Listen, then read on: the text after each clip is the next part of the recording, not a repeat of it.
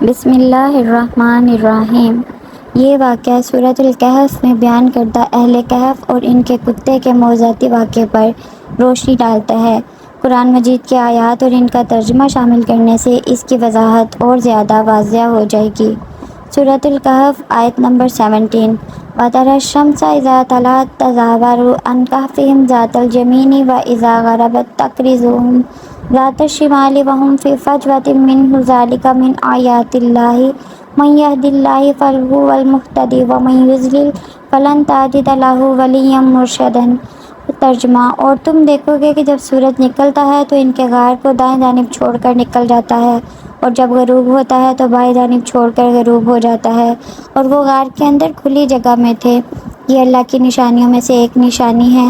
جسے اللہ ہدایت دے وہی راہ پر ہے، اور جسے وہ گمراہ کر دے اس کے لیے تم کوئی رہنما نہ پاؤ گے۔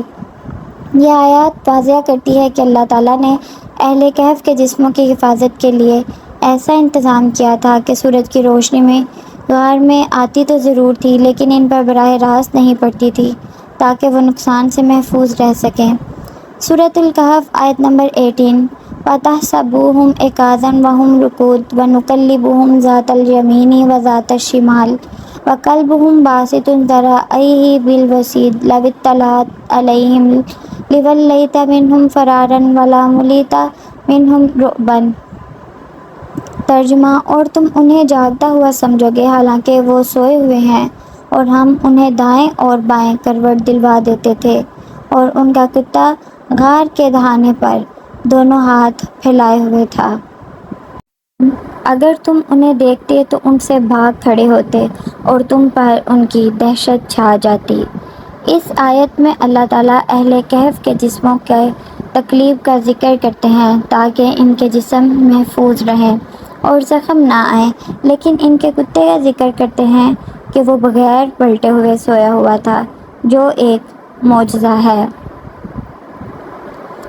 سائنس اور فطری حقیقت سے اس کا کتنا تعلق ہے؟ اہل کہف کے جسموں کے پلٹنے کا مقصد یہ تھا کہ ان کے جسموں میں زخم نہ بنے۔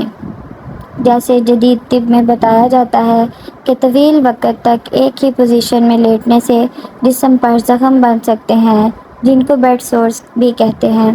تاہم آیت میں کتے کے بغیر پلٹے ہوئے سونے کا ذکر بھی کیا گیا ہے، جو کہ ایک معجزہ تھا۔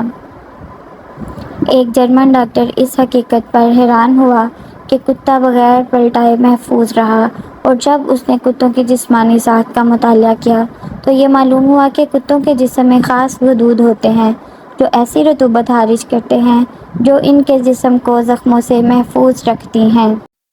قرآن کی معجزاتی حقیقت۔ یہ آیات ہمیں یہ سکھاتی ہیں کہ قرآن مجید میں ہر لفظ اور ہر واقعہ ایک گہری حکمت اور معجزہ رکھتا ہے۔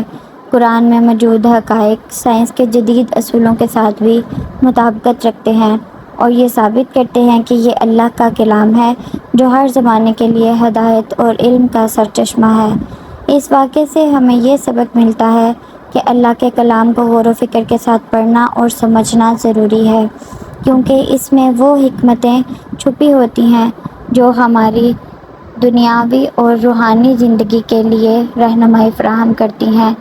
ابھی تک اگر آپ نے ہمارا چینل سبسکرائب نہیں کیا تو سبسکرائب کریں، ویڈیو لائک کریں، بیل آئیکن دبانا مت بھولیں۔